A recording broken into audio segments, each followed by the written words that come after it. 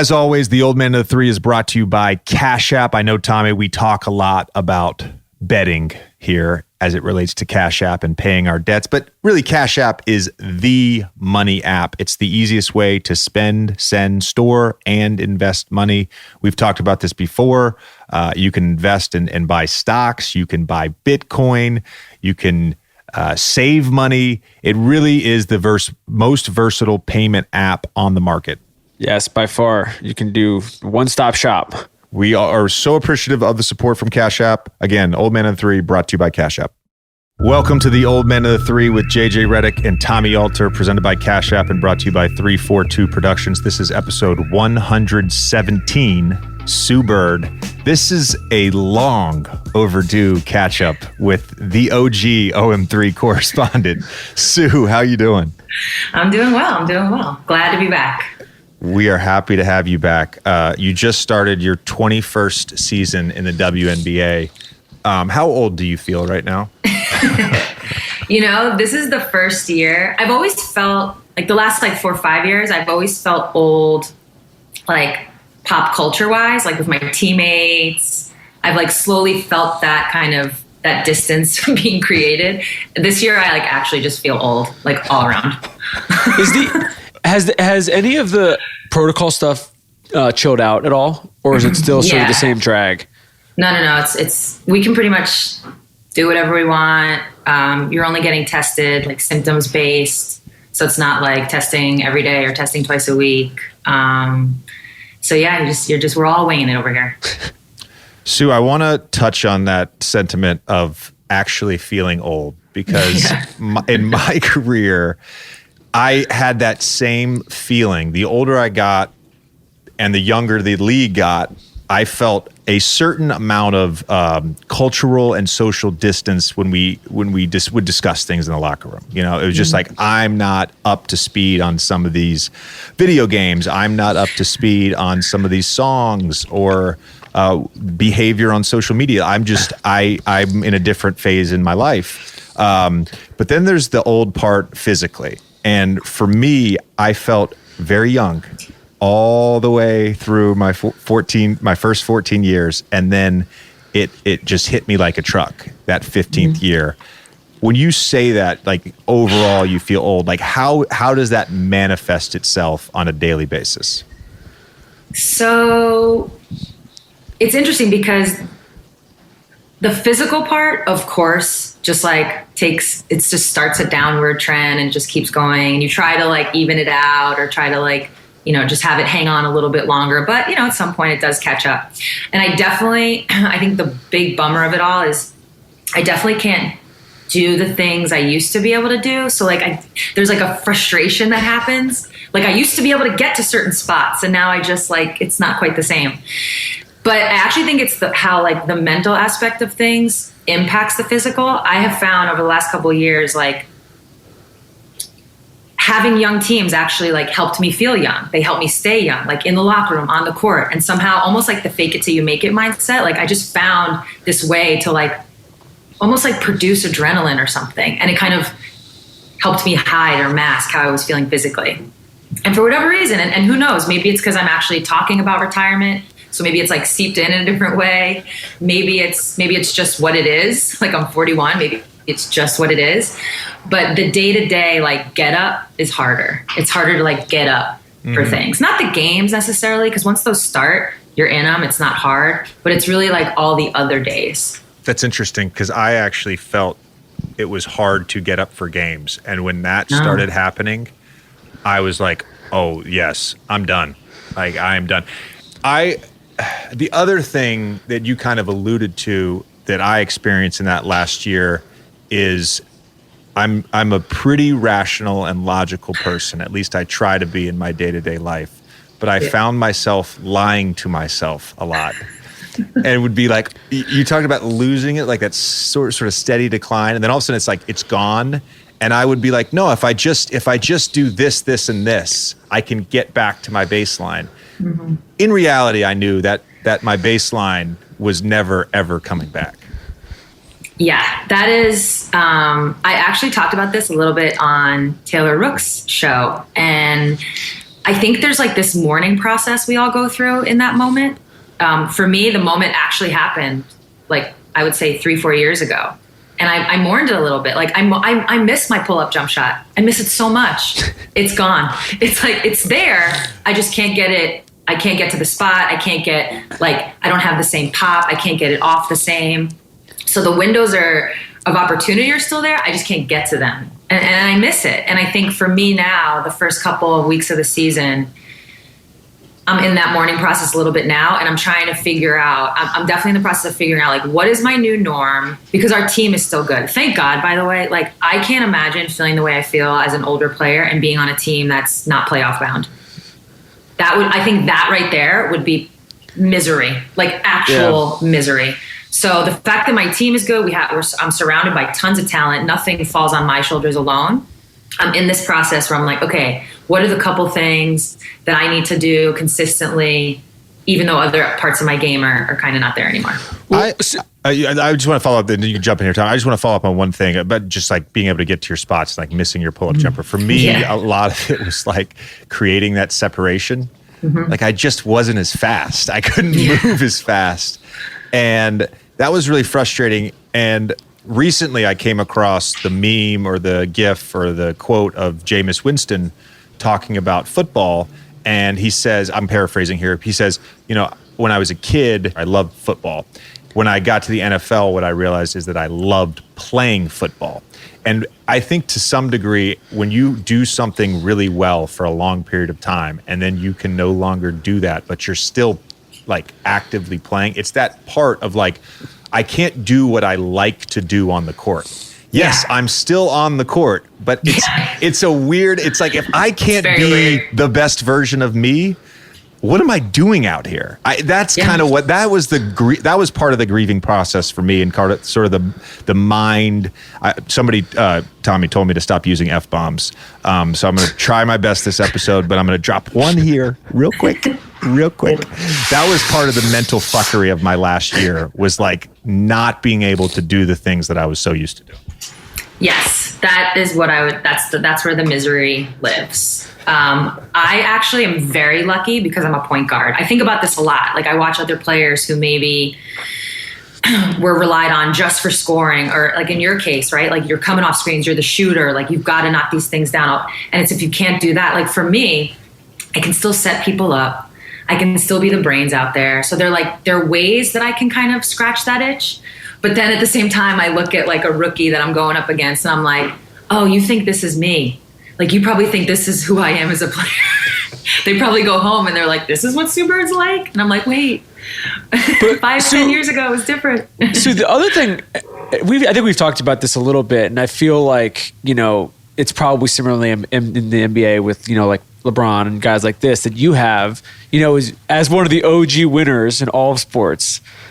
Forget age for a second. Like, how hard is it to get up for games in May and in June when you're like, I know I'm going to be there in August? You know what I mean? Like I know what it's like to be in that thing. And so like, how much does it just feel like a slog just getting through these kind of like mundane regular season games? Or is there a part of you now looking at the other side of this where it's like, oh, I actually appreciate being in this, you know, random hotel in this random city because like I'm never going to do it again?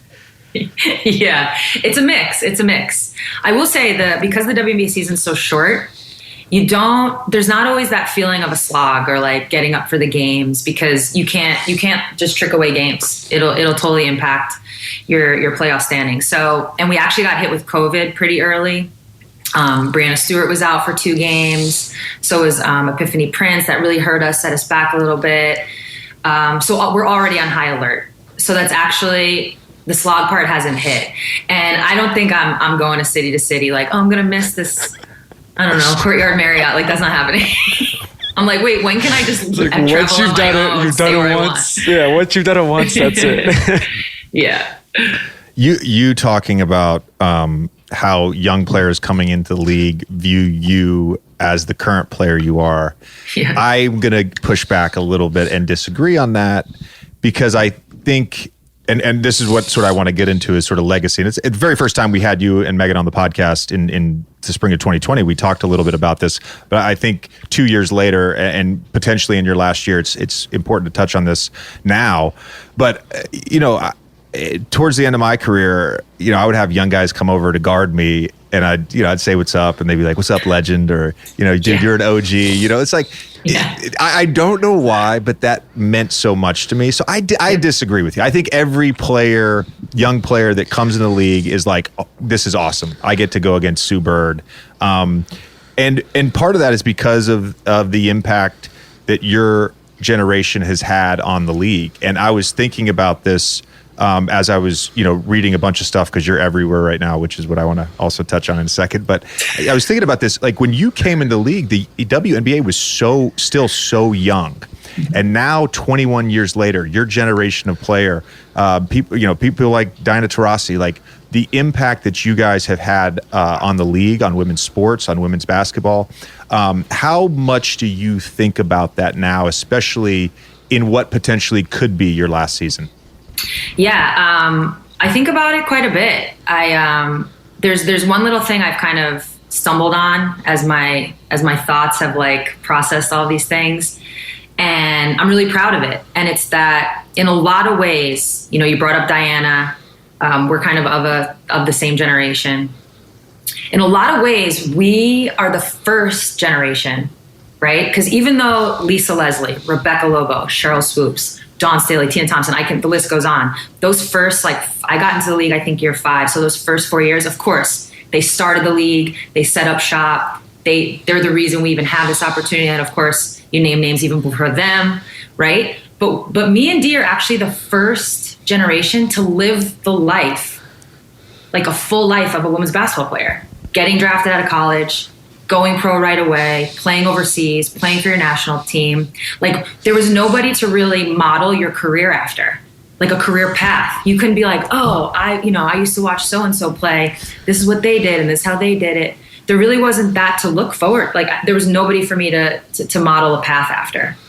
And even though our new CBA has this prioritization in it, which is going to impact players going overseas, so this path might change in the next couple of years, we're kind of the first ones to forge our own. And I think people have tried to not copy it, but like it gives you a template.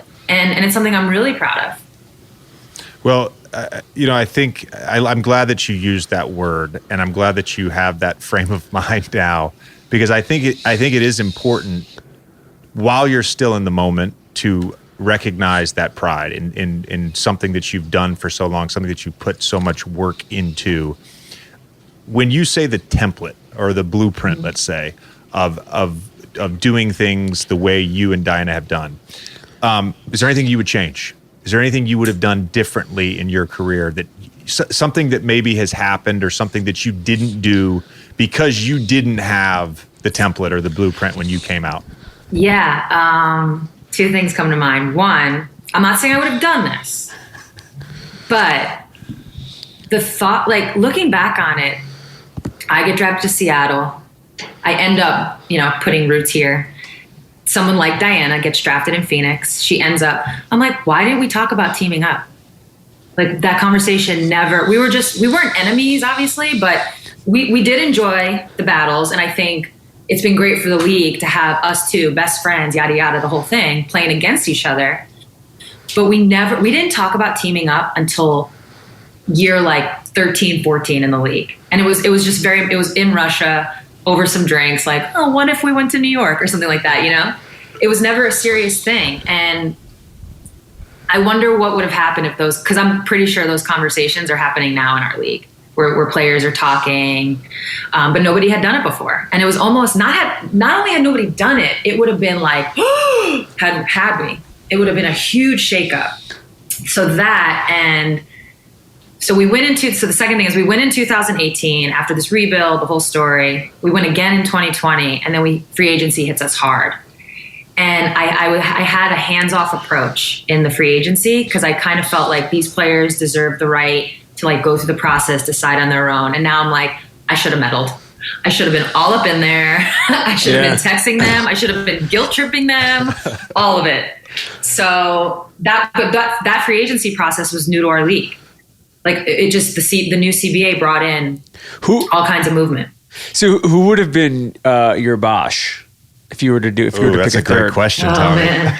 I mean, the truth is, I had the Bosch. I had Lauren Jackson, and then Brianna Stewart. So Yeah. D just needed to be the LeBron. She just needed to come. That's really what this is. Seattle would have been title town. And You everyone guys- hated us even more. Just added to the hate. You guys had a great moment the other day when you tied her up, and then you bickered about whether or not it was a foul, whether or not who had the ball first, blah blah blah, and then of course Yeah. D easily won the tip. Not impressed, Sue, by the jump ball, but Didn't even try. I do want to ask you about your guys' Manning cast style broadcast that you did during the Women's Final Four on ESPN. Mm-hmm. When she says things like "it's a game of inches, just ask the cocks," or "the length of the cocks is long," and you're broadcasting on a show that's owned by Disney, like what's going through your head? I mean, you just roll. I'm not really nothing. Well, to be honest, I don't know. I've said this a little bit, but I don't know if I've said it like publicly. We actually went into that first day, the semifinals, and we were kind of like, we had no idea what we were doing. Like preparing to interview people. We've never done that. Like trying to figure that out. And we're like, all right, so how can we have fun with this? So basically we made this little game up, and it was every time D said cocks, I was going to drink or take a little sip from my solo cup. So there was this like underbelly of a game happening. So that's why I'm drinking, like taking a sip, I should say, every time she says it. And she's like motivated, incentivized to say it. So my mind was more on that than it was on the actual comment until, of course, I opened up my social media. And then I was like, oh boy. I will say between this and the Megan stuff during quarantine, you were probably the blueprint for definitely for athletes drinking and making content, but maybe for just like people drinking and making content at this point. Yeah, luckily I can hold my liquor. I don't know. Because D at one point got a text from her wife and was like, put the cup down.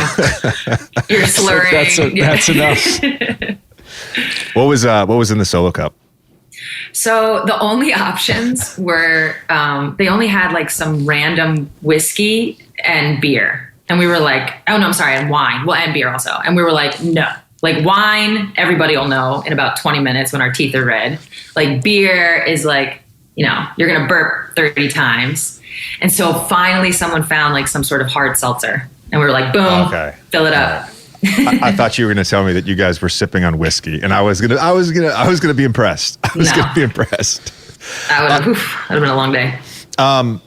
It feels you have been, I was with my kids the other day for the first time ever. Kai, it was actually this morning, but it happened because it happened a bunch this week randomly. But Kai asked me this morning, we were walking, somebody stopped me in the street. We kept walking to breakfast, and he's 5. And he's like, hey, Dad, he's like, why do people always stop and talk to you in the street? Why do people always ask for your picture? And I tried to explain to him just about what fame is. And the thing that I always say about fame is that it's relative. Like 2 days ago, yesterday I was at skateboarding with my kids, and a couple of people stopped to take a picture with me, and this group of skateboarders was like, are you famous? And I said, well, fame is relative, and then I walked away.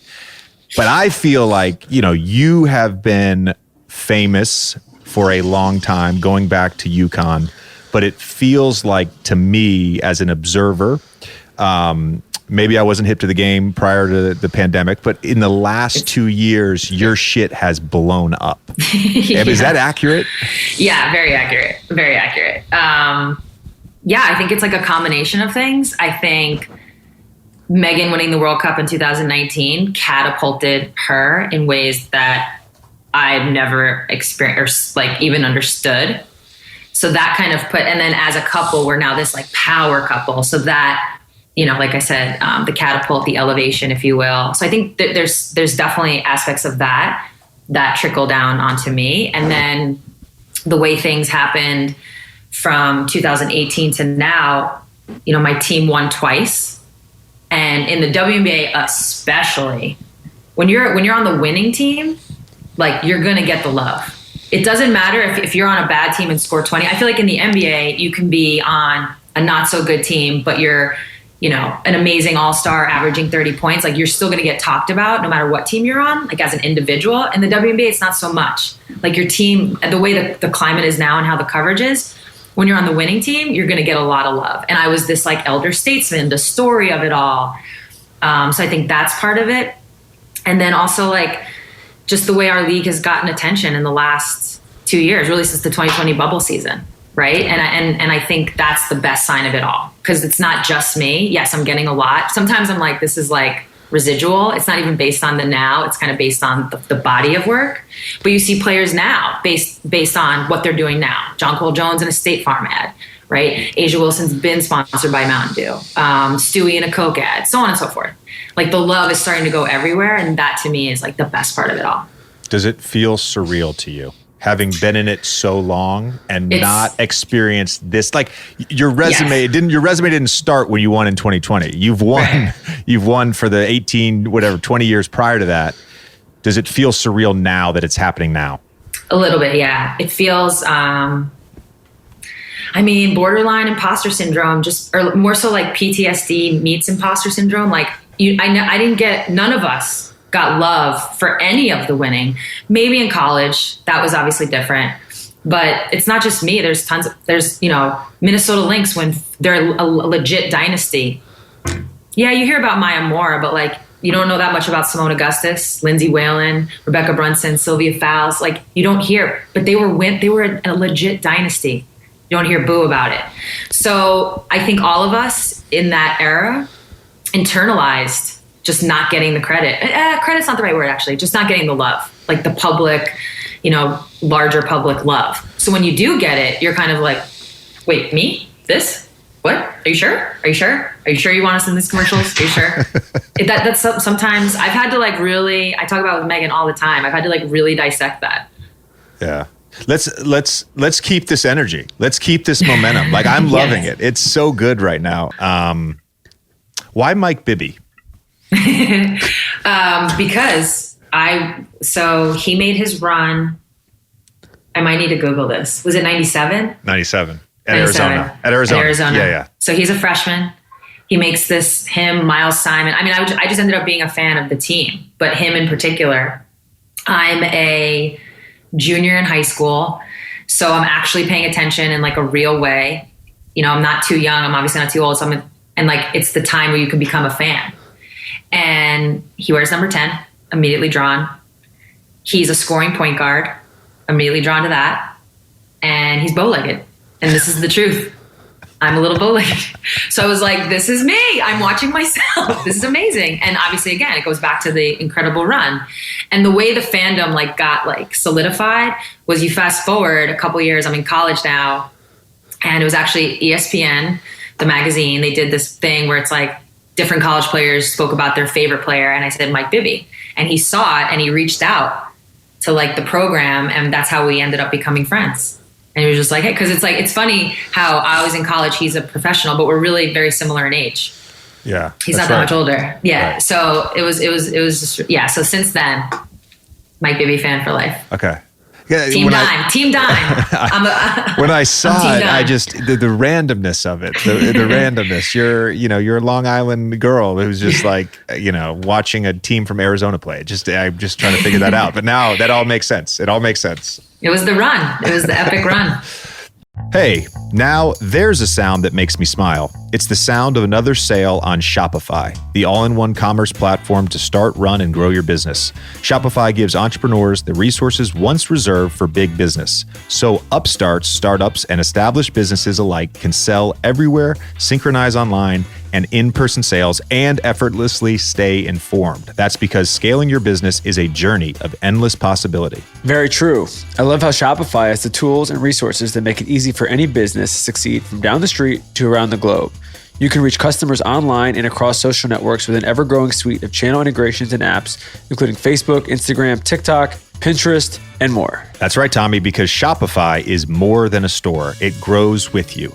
Go to shopify.com/JJ, all lowercase, for a free 14-day trial and get full access to Shopify's entire suite of features. Grow your business with Shopify today. Go to shopify.com/JJ right now. Shopify.com/JJ. Are you having trouble sleeping? Plus CBD can help. Look, for many of us, getting a good night's sleep is often a big challenge. With Plus CBD, you can make sleepless nights a thing of the past. Daily use of Plus CBD sleep gummies gets you the rest you need so you can wake up feeling focused and refreshed. Formulated by a team of medical experts and doctors, Plus CBD sleep gummies taste great and are made with award-winning CBD combined with melatonin, magnolia bark, and lemon balm. There are also Calm gummies, which provide you with a relaxing sense of comfort and relaxation whenever you need it, and pain relief topicals so you can get the most out of your workouts without as much soreness or pain, among several other products. Tommy, you seem like a big gummy guy. You a big gummy guy? I would say moderate to big. Well, I've tried these gummies, and they really helped me out.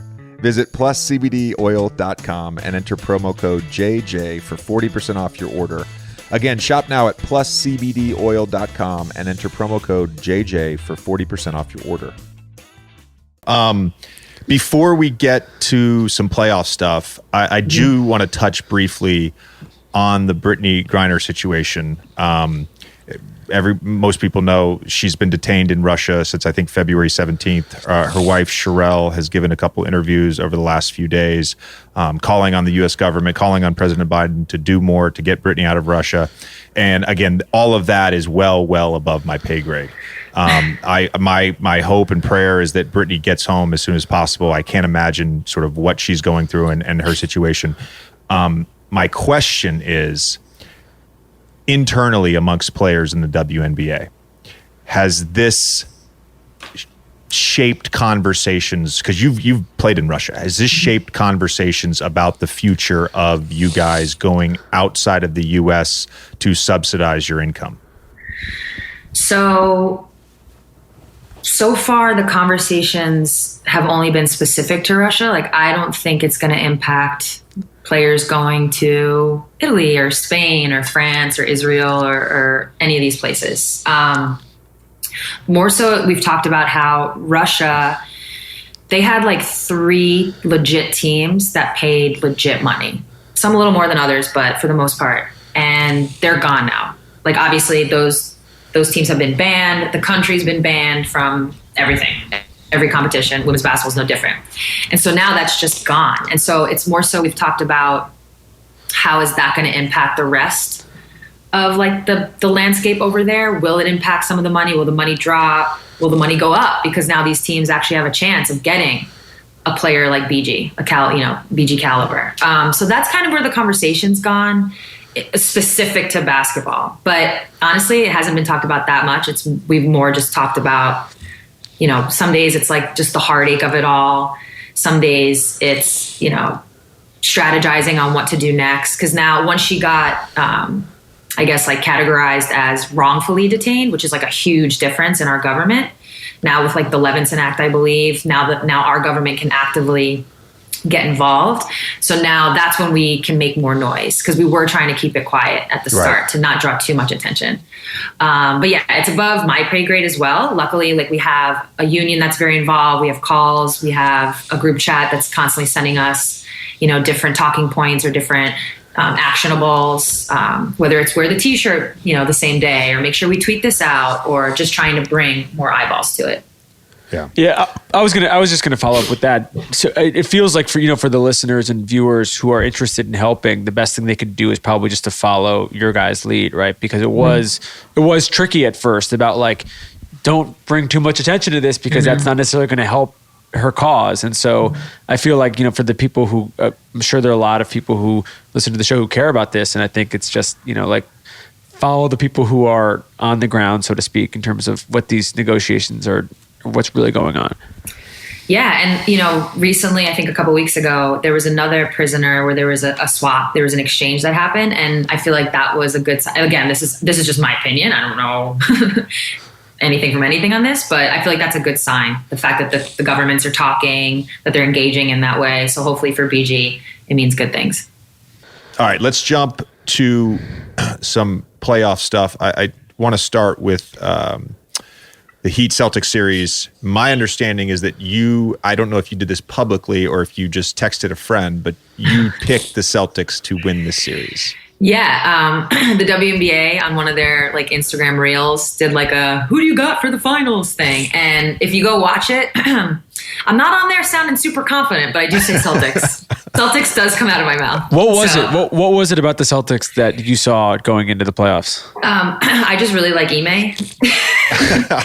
I've known Ime for a long time, and then we actually got to reconnect at the Olympics when he was an assistant coach for the guys team, and so. I don't know. I just really like Ime. That's really what it was. It really wasn't specific to the basketball, but I do like the griminess of them. Like they grind it out. To me, like playoffs. Can we talk about Ime for a second though? Because I actually don't think we don't even really talk about him a ton on the show, even though we've had a bunch of those guys on. It doesn't seem like he's gotten enough credit for taking a roster, which, you know, by and large has been a similar roster to what they've had over the last couple of years. And this does feel like a completely different Celtics team. Yeah. I mean, I'm sure, especially you, JJ, you could talk more about like the whys and what they're doing. What I think is really, what Ime should be super proud of is they had a very rough start. And I think a lot of people didn't believe in it, didn't think it could happen, turn around, that they were going to be worse than they were in previous years, only to finally kind of like stay the course. And the couple interviews I've seen, he's kind of talked about that he had like a vision for what it was going to be. And they just kind of rode that out. And a lot of it started on the defensive end because clearly their offense will always kind of catch up at some point, given the talent they have. But yeah, I think Marcus Smart is probably... We can talk about Jason Tatum. We can talk about Jaylen Brown, obviously. But Marcus Smart is that player where you're like, they win you playoff games. It's that grimy piece. He's not their best player. I've said this a few times over the last 10 days. He, to me, is their most important player. Tommy, it's a great point you make because we don't give Ime Udoka probably enough attention and enough shout-outs, so let's do it now. I think I would like to provide a little bit of context on this. Of course, Brad goes upstairs. Ime gets the head coaching job. I think a little bit of what's changed since the last couple seasons is having switchable parts, having no weak defenders. And look, you can target Peyton Pritchard, and they did in game one, and they had a lot of success doing it. But the dude battles. So they get rid of Kemba Walker. They trade for Fournier. He was not the right guy to re-sign long-term. He's out. Robert Williams II develops. Grant Williams develops. They bring back Horford. Now they trade for Derek White. Now all of a sudden you have 7 guys. You have 7 rotation players that you cannot target. That explains a lot of their success. Now, give credit to Udoka for developing a defensive game plan night to night, developing a defensive scheme. He's done a great job with that. I think, to me, the biggest thing that has happened this year, and it didn't happen in the first 2 months, it didn't start happening till January, is that they figured out, and I don't know how, and I'm not in the locker room, but they figured out that Tatum is the alpha, Tatum is the Batman, Jaylen Brown is the Robin. And for a time, it felt like those guys couldn't quite grasp that. There was a little bit of that young player, I want to be the guy, you want to be the guy, and it felt like a little bit, and whether they're friends, obviously, like whether, Tatum talked about it on our podcast. He had conversations with Jaylen, like, we don't want to split up. We're 2 guys in our, entering our prime that are at an important position, and we can win. So I think figuring that out, I think, was huge. And I've been impressed, night to night in the playoffs, all the game planning against Kevin Durant, all the game planning against Kyrie Irving, adjusting that game plan game to game against Giannis, what they've done now with the Heat in this series, give him a lot of credit. He's done a fantastic job, and he's been one of the best coaches in the NBA this season. They to your point, they've been extremely resilient. I mean, I think a lot of people were writing them off after Game 5 in the Milwaukee series. when they blew that crazy lead. And it was like, all right, well, you're going to Milwaukee to play the defending champs and the best player in the world. Like, this thing is done. Are you guys surprised at all at it's just like Miami's the last two games at their, honestly, just like their inability to score. They're just offensive ineptitude for a team that has that many talented scorers on it. And to Judge's point, I mean, obviously they're playing against a great defense, but still, 76 points with 4 minutes to go in the fourth quarter is not going to win you a game at any level. Well, some of it is the Celtics defense. Some of it is that, the Heat at times really struggle in the half court, and they are also a good defensive team. And I think when they've been able to generate runs and stretches of games, they've been able to get stops. Kyle Lowry throws it ahead. They start moving the ball side to side. And then, of course, the defense to offense, which we saw a ton of in that game 3 with the 24 turnovers and the 19 steals. They just don't have enough against this defense in the half court to really generate good offense, especially with Jimmy Butler looking like a shell of himself over the last 2 games. And you feel for him because, of course, you can look at the numbers. He's 4 for 18 last night. He's 7 for 32 over his last 2 games. He doesn't look like he's moving the same way he was earlier in the series or prior series in the playoffs. And so you feel for him. And I'm not giving Jimmy any excuse. This is a question I have for you, Sue. Playing hurt, playing injured, there, I think there's always been a difference between being hurt. Being hurt, I can go out there and I can give you what I got. Being injured, that's another story. And, Spoelstra's talked about it with Tyler Hero, like it'd be irresponsible of us to put you out on the court. I recognize you want to play. It's irresponsible. You have a legitimate injury. And Jimmy's been battling this knee inflammation now, going back all the way to the Atlanta series and most likely prior, let's be honest. He's missed a ton of games this year. The difficulty, especially on the other side of 30, with a lower extremity injury, mm-hmm. being at your best, being able to move at your best. And Lowry's another great example of this with the hamstring problems that he's having right now. How difficult is it? I mean, it's the most difficult, especially in the playoffs.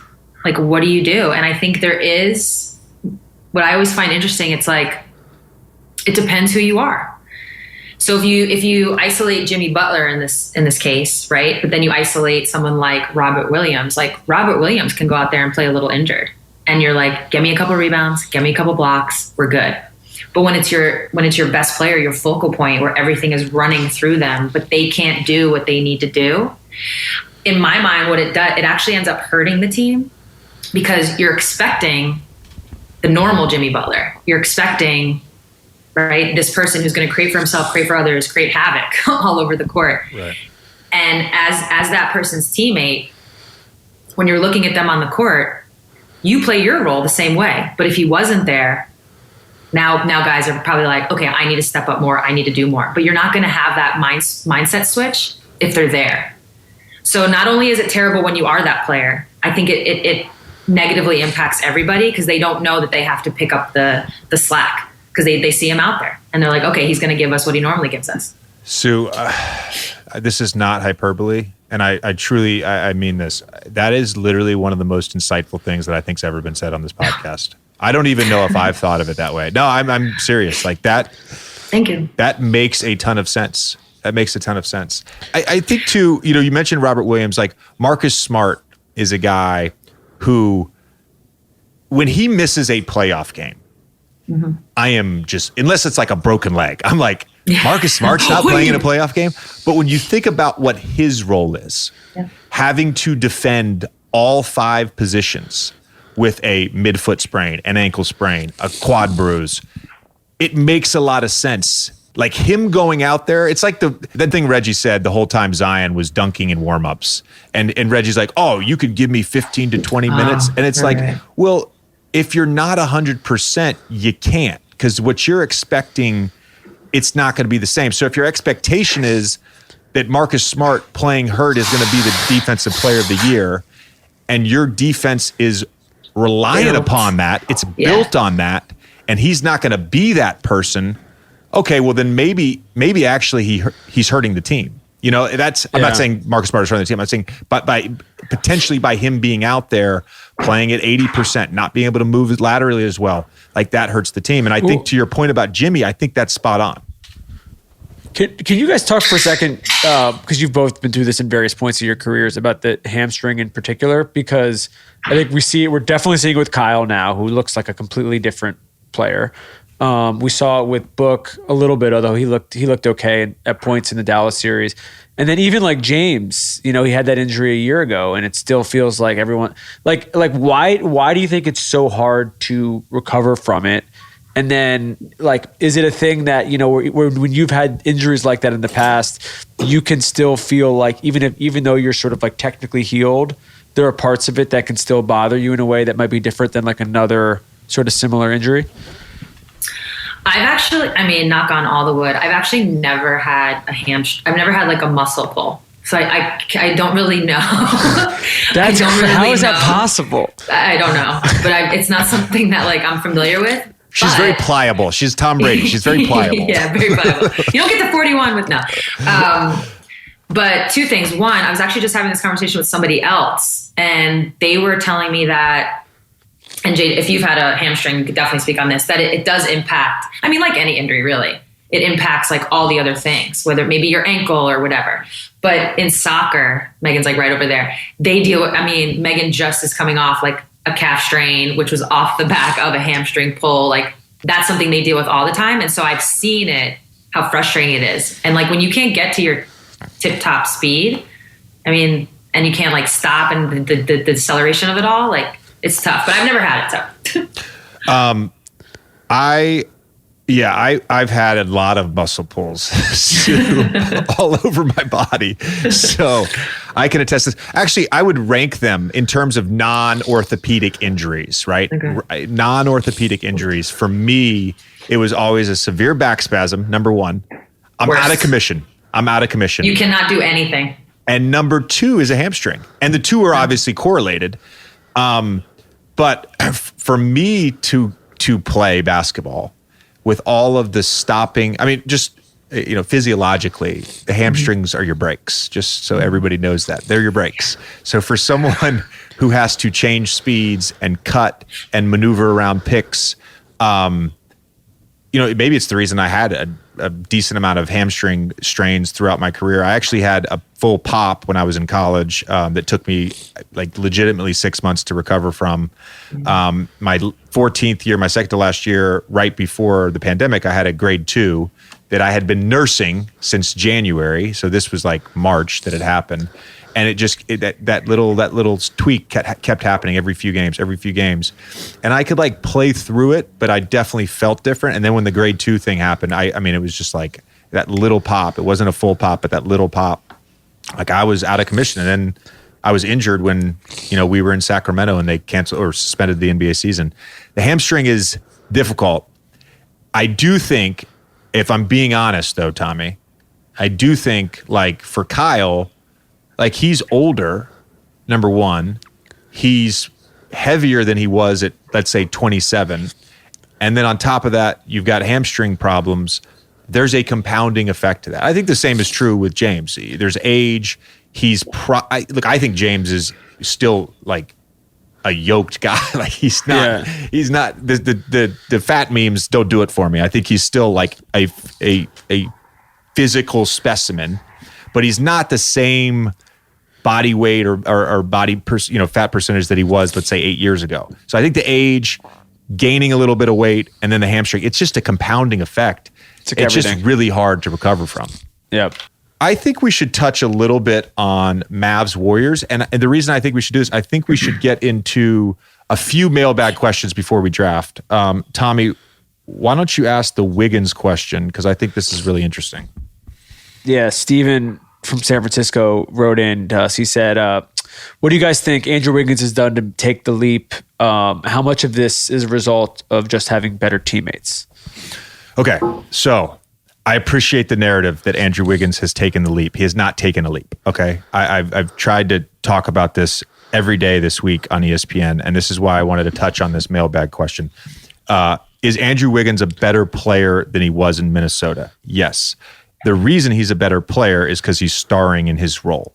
He's maximizing his role. So as a number one option, as a guy who was for a number of years, had a usage rate higher than 25%, that shot well below league average in terms of true shooting percentage, well below league average in terms of effective field goal percentage, he was miscast as a primary scorer, primary shot creator. Okay? So if you were saying the leap from that to an efficient primary shot creator, like, he hasn't made that leap. What he has done is made the leap to starring in his role as a third or fourth guy. And I just want to real quick touch on some numbers here. So he averaged 13 twos a game when he was in Minnesota. He's down to 9.2 twos a game. His 3-point attempt rate is up from 21% of his shots to 36.5% of his shots. Usage percentage is down. Turnover percentage slightly down. Assist percentage slightly up. Defensive rebound percentage slightly up. True shooting percentage is now about league average, whereas before it was well below league average. It was about league average now. So he's not morphed himself into this like efficient volume scorer, the opposite of what he was. He's found the right fit for him. The fact that he's shooting above league average from three on a shot selection that is primarily consisted of spot up threes. He's great in the cutting game, especially as a screener for Steph and then slipping. And then he's great attacking closeouts. That's his game right now. It's a very different game. So it's not a leap. It's like almost like a different player. Does that make sense, Sue? Yes, 100%. Sometimes less is more for certain players. I think efficiency is obviously where this conversation lives. And while what I'm about to say doesn't like necessarily pertain to Andrew Wiggins, I always say, I'm like, there's a reason there's a 6th Man of the Year award, because that shit's not easy. Like, it's not easy to be a role player, to be asked to fulfill a role, and to be super efficient in it, because you never get more than what you're going to get. Like, it's what you're going to get, and you have to make the most of it. And you never get, I guess the better way to say it is, you never get more to, like, maybe you start the game out 0 for 5. You might not get the next 5. Yeah. To even it out. Whereas like Steph, players like that who've earned it, of course, they're always going to get it.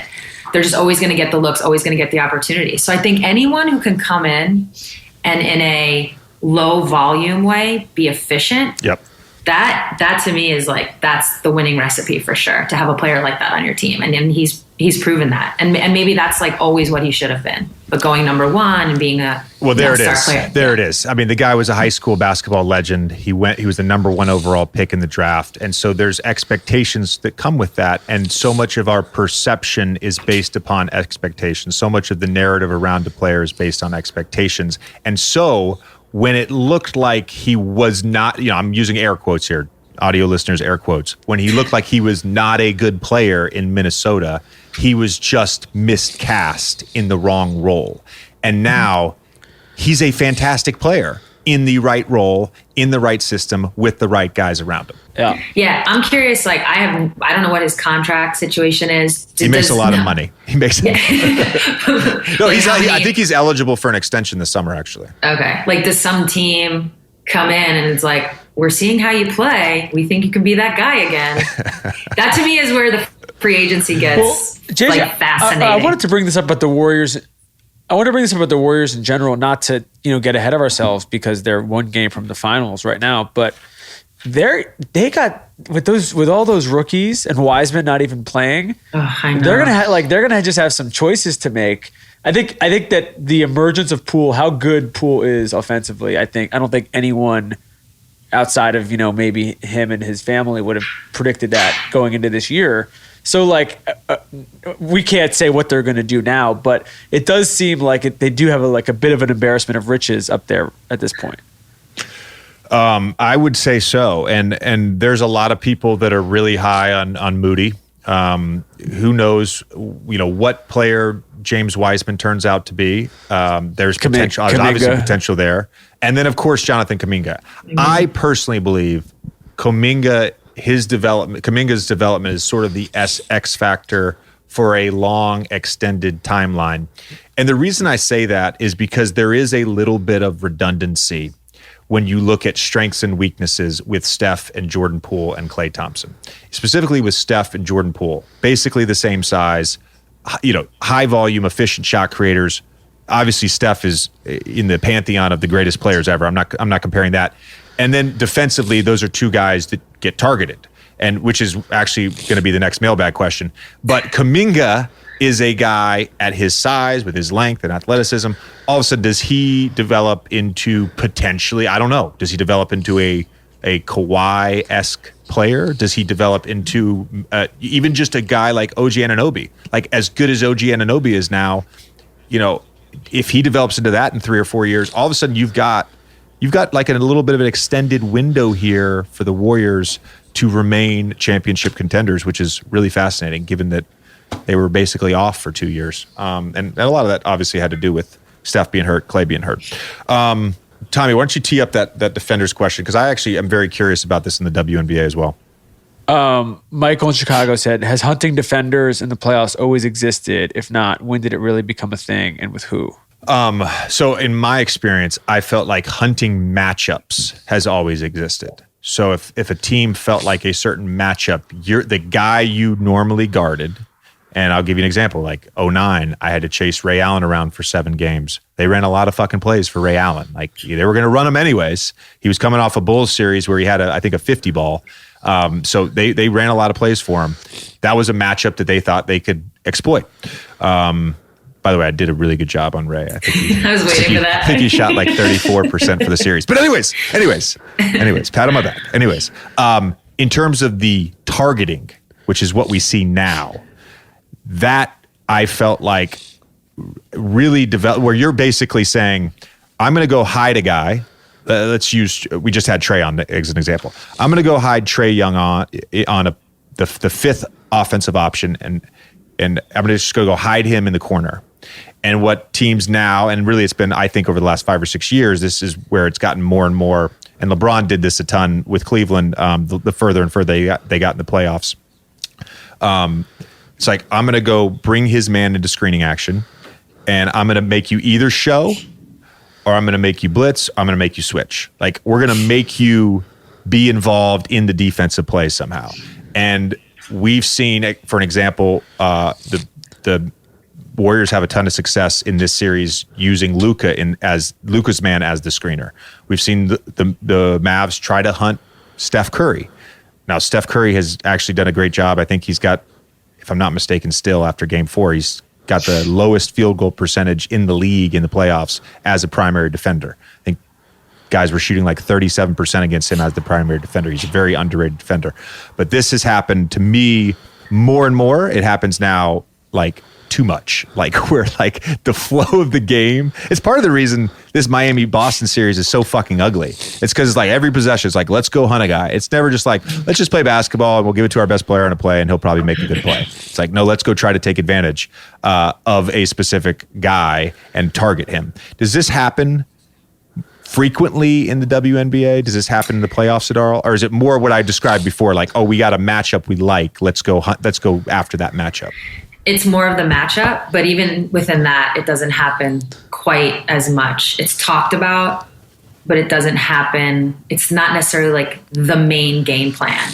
But I think, to your point, there's like a happy medium that I feel like starting last year, I started to notice it, because the way that we play with the Storm is very free flowing. We don't want to necessarily call plays. We want to just be able to play. And so at times you do lose the matchup part of it. And so there has to be a happy medium. But yeah, when I watch NBA, like what's not happening in our league yet, although we're knocking on the door, it's starting to show up. We don't have have the guy at the top, have the player at the top. Okay, come set a pick and roll so they switch. First of all, it's just not happening. But even when it does, the WNBA, we don't give in to switches like that. We don't just like give in and call it a day and then let them go one-on-one.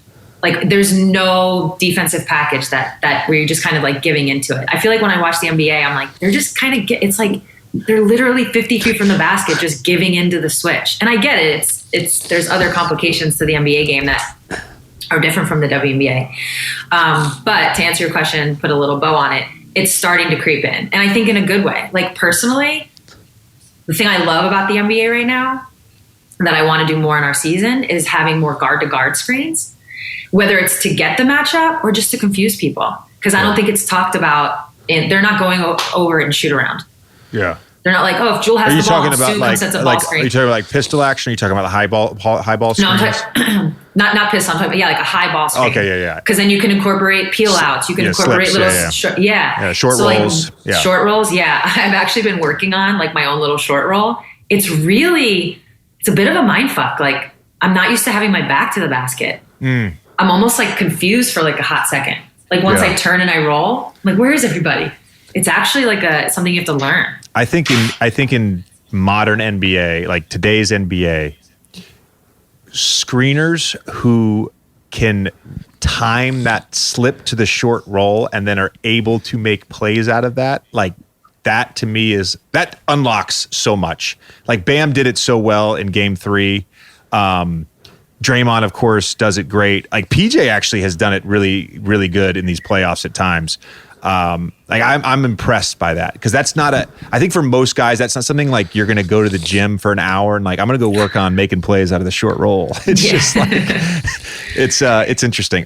We should, the last month of practice, I've literally said, I can't even countless times, like, guys, this is why people make $10 million in the NBA. Just doing that. It's that important. Because I think at times it gets lost. The importance, it feels like, oh, I'm just going to do that and make the play. Like, yeah. And this is why guys get $10 million to do that. Yes, exactly. Everyone loves a wedding, right? And whether you're going to be a groom in a wedding party or a lucky guest, everyone wants to look their best. Well, with a custom-fitted suit from Indochino, you'll look great, feel confident, and enjoy the big day without fussing over your clothes. And honestly, it doesn't matter what the event is. When you can choose every detail on a suit, shirt, dinner jacket, and at more affordable prices, you know you're going to look and feel great. Every suit is made to your exact measurements, and you can customize every detail. Create a suit that fits you and your style perfectly, with options for fabrics, label shape, custom monograms, statement linings, and more. And the best part, Indochino suits start from just $429 and shirts from just $79. Yeah, Tommy, I've ordered from Indochino, and there's nothing like a tailored suit that fits perfectly. You can move at ease and feel confident that you look great. So if you've got a big day coming up, getting the perfect look is no big deal with Indochino. Get $50 off any purchase of $399 or more by using promo code OLDMAN at Indochino.com.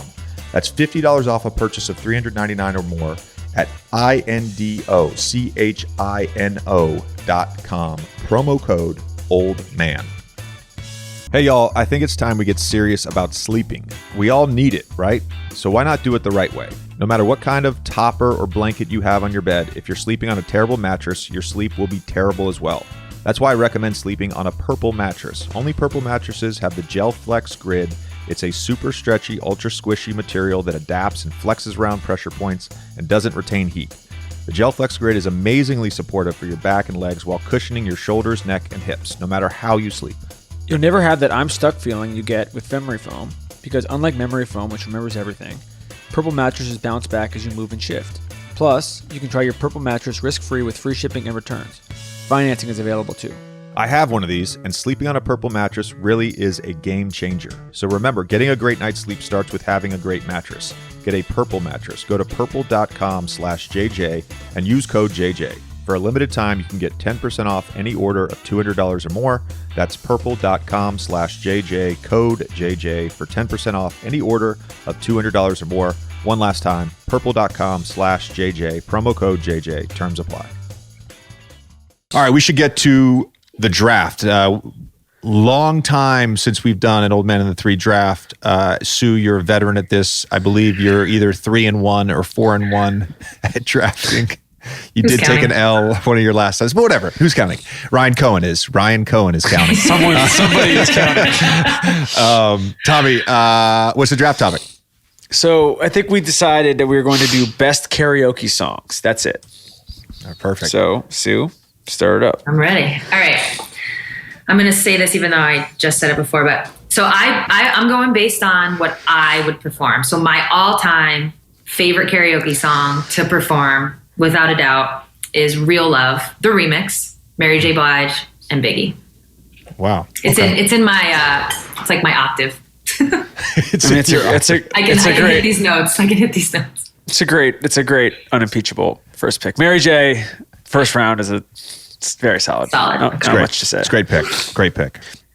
So my number one pick, I'm taking. I've done this in karaoke many times. It's not my personal first choice, but I do believe it is the best karaoke song of all time. Is Whitney Houston, "Dance with Somebody." I had to get it off the board. It's a good one. Just is like, it's classic, it's cliche, whatever, but like there's a reason why it's there. That's number one. Gets everybody going. Really disappointed. Really disappointed that you got that one. I'm going to be honest with you. All right. Well, so I'm good at my job, I guess. All right. I'm going to start with what I think is also one of the iconic songs, just because I want to get this off the board and I want this on my tally sheet. I'm going to pick "Don't Stop Believin'" by Journey. I don't think that's really arguable there. That's one of the greatest karaoke songs ever. Tommy, of course, will have some sort of dispute with that, but he's wrong. And then the second, I'm going to go with "Mr. Brightside," the Killers. Good pick. First round is a stretch. Yeah. "Don't Stop Believing" and "Mr. Brightside," the Killers. Okay. Mr. Brightside's a great karaoke song. Okay. All right. I'm going "I Will Survive." Classic. Gloria Gaynor. Classic. I actually think it could have been a first round pick. Like I would take "I Will Survive" over "Don't Stop Believing" any day of the week, especially twice on Sundays. But if we had more time, I would go at you like I go at Stephen A. If we had more time, I know Sue's got to run. This will be an off-air topic. I can't believe you said that. Whatever. All right, Sue, go ahead. Okay. You got two here. All right, Sue, you got two. I'm going to go with a duet. Everybody loves a karaoke duet. Don't you do it. I don't think it's going to be the same. Okay. Shout out to my friend Brad. This is our duet. Nothing But a G Thing. Nothing But a G Thing. Interesting. So I have a question. Stu, I have a question for you about this, because I in general think rap is tough in karaoke. That's why I like it. Unless you're a guy who grew up in the streets and can rap. Exactly. All right, Sue, you got another one. Yeah, another one. "I Want It That Way," Backstreet Boys. Solid. That was in my top 5. So you guys have picked 2 of my top 5 already. This is great. Things are going well for me. I think third, I'm going to go, I just was at karaoke last week and somebody ripped this, and I was thinking about how good a karaoke song it is. New York, New York, Frank Sinatra. Oh, wow. That's interesting. Oh, Mr. Brooklyn is hating on Frank Sinatra? Are you crazy? Trying to hate on Frank. That's what are you talking about? That really gets the party. I mean, it kind of does get the party started. Oh my God. You know what two songs, when I think about 2 songs that don't get the party started? New York, New York, and "I Will Survive." Those are the 2 songs. What are you talking about? Don't get the party started. All right. I'm going to go with "Regulators." Mount Up? Yeah, "Mount Up." Love that song. Easy song to rap, Tommy. Easy. Even if you're not a rapper like me, you can. It's like it's got a cadence that we can all keep up with. Very easy to do. And then there's just so many to pick from. So many. There's just so many good ones. I'm going to go with the one that Chelsea and I, when we do karaoke together, that we like to do as a duet, and that's "I Need You Now," Lady Antebellum. Oh. Yeah. Okay. Personal choice. Personal choice. We can excuse it. It's definitely not a top 5 karaoke song of all time. But you know what, Chelsea, you've never first of all, you've never seen me and Chelsea listens to the show, so I'm glad you picked it. Chelsea has a beautiful voice. That's why you're going to lose the draft. You're going to lose the draft, but it's fine. All right. I'm going fourth. I'm going "Sweet Home Alabama." Ooh. Good one. That's a good one. That's a good one. Yeah. You got 2 out of 4. 2 out of 4. Oh my God, I'm stuck. All right, Sue, close it. Okay, I'm going to go.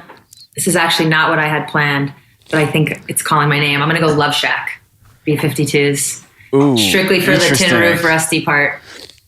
Roof Rusty. Interesting. Okay. You got another one, pick again? Yeah, last one. Yeah. All right, and last, but maybe least, I'm going to go Lizzo. I'm going to go "Truth Hurts." Wow. Is that the most That's also my modern? octave. Is that our most modern pick? Yeah, I was just thinking about this. That you had to Yeah. mix in something that was a little bit newer. More new, yeah. That's Yeah. can we next time I do a draft? Can we do the honorable mention? You can have an honorable mention when we finish. When we're You finished. can, yeah. I could just rattle them off. And then I'm Okay. also going to say the worst karaoke songs of all time. But Oh, that'd be another good one. I'm Anything picking- that you have to sing, I'm picking. unless you're Chelsea. I'm picking fifth. I'm picking Bowie Heroes. David Bowie Heroes. I don't even think I know it. I don't know it either. You don't know David Bowie? You don't know Heroes by David I thought Bowie? it was going to say like Let's I mean, I'm Dance. sure I've heard it, but like I'm not Okay. like. I can't pull it. I think yes, I think you guys have heard it. You guys have definitely heard it. Okay. It's like David Bowie's biggest song.